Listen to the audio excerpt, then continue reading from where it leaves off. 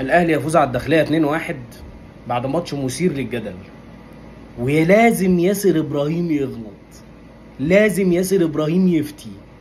كرة ملهاش اي 30 لازمه، يعني الحمد لله رب العالمين فعلا ان عمرو السوليه جاب الجون الثاني. بس ياسر ابراهيم غلطات بشعه، غلطات مستفزه. ايه الكرة دي يا عم؟ ملهاش اي 30 لازمه. الحاجه الثانيه، هل معقول اهلي المصري يعني اقوى نادي في افريقيا مش قادر يجيب باك شمال مكان علي معلول؟ هو ده السؤال. بيلعب لغايه دلوقتي كريم فؤاد.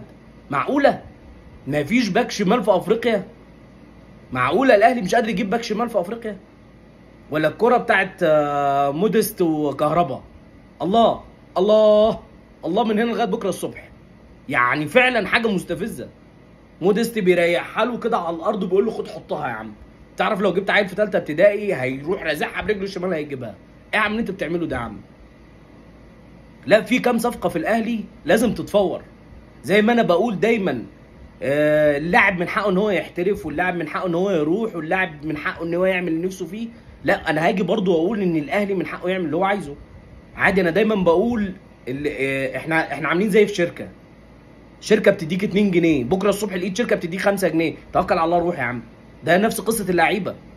زي رمضان صبحي يا عم، جايني 50 مليون من بيراميدز، توكل على الله يا عم، ما تقعدش، احنا مش عايزينك يا عم، وانا اتمنى لك كل خير.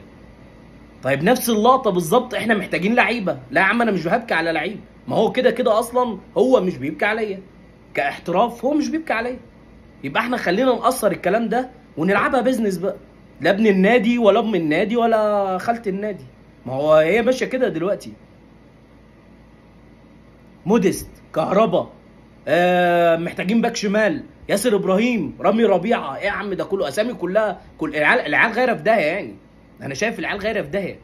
لا عندك سيرد باك نظيف، لا عندك باك شمال نظيف، لا عندك مهاجم نظيف. كهربا، موديست، كريم فؤاد، مش عارف، ياسر ابراهيم، رامي ربيعه. ايه يا عم فين؟ مستني ايه انت تاني؟ طيب مستني ايه؟ طاهر محمد طاهر، ده مدرس انجليزي، ده مدرس انجليزي فعلا، او مدرس فرنساوي. هو مش بتاعته الكوره دي، ده محدش يقنعني ان الكوره دي بتاعته. لا يا عم خالص.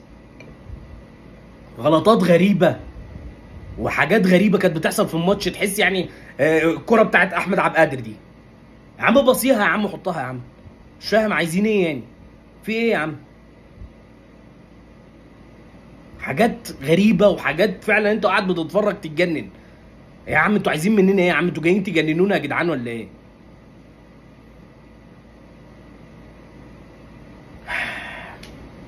الاهلي كده بالتاني طبعا بعد 20 مباراه، بعد 18 مباراه قصدي، ب 42 نقطه. والاول بيراميدز بعد 24 مباراه 59 نقطه، والزمالك التاسع ب 20 مباراه 34 نقطه.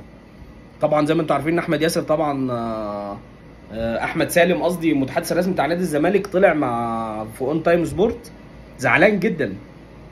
زعلان جدا ان احنا قال ان احنا لعبنا الدور الاول ولا تخلصوا ماتشات الدور الاول ونخش على الدور الثاني. مالك يا عم؟ في ايه يا عم؟ الدور الاول يا عم كلهم 17 ماتش اصلا. عايز ايه مننا يا عم؟ ما تنزل تلعب يا عم ماتش يوم 25، انت قلقان من ايه؟ ماشي يا عم، الدوري بتاعنا كله قرف علينا وعليكم كاهلي وكزمالك، مش علينا احنا بس. هو الدوري المصري كله مقرف، واحنا قلنا الكلام ده، الدوري المصري كله مقرف. بس هل ده علينا احنا بس؟ لا يا باشا، علينا وعليك. ما الدنيا كلها مقلوبه اصلا. انت جاي دلوقتي تكلمنا ان لا الاهلي المصري والدور الاول؟ طب ما انت يا عم في ماتشات كتير جدا في الدوري. انت جاي دلوقتي افتكرت يعني ان في مشاكل في المباريات، ولا احنا مش هنلعب الدور الثاني يا عم في يا عم انزل العب يا عم. الدوري كله خربان، واحنا عارفين الدوري خربان، ومؤسسه الكره في مصر غايره في 60,000 ده، ما احنا عارفين ده. بس الاهلي معاه ماتشات كتير، افريقيا وكاس عالم انديه ولفه طويله وكاس مصر، وانت شايف ان اللي عندنا في سحله، في سحله فعلا في الماتشات. طب بس هنعمل ايه طيب؟ خلاص، هو الدوري، هو الاتحاد المصري بتاعك هو اللي بيقول كده. والحكام عليكم وعلينا، كله بيقول بيشتكي من الحكام. هل الحكام مش بيظلمونا يعني؟ مليون كره اتفرجوا على القرف اللي بيعملوه، مليون كره، حاجه تقرف فعلا يعني. بس لما نشوف الدوري هينتهي على ايه كده، الاهلي التاني اهو. يا رب ربنا يسهلها ويبقى، انا حاسس ان الدوري ده بتاعنا اصلا برضه كالعاده يعني. باي.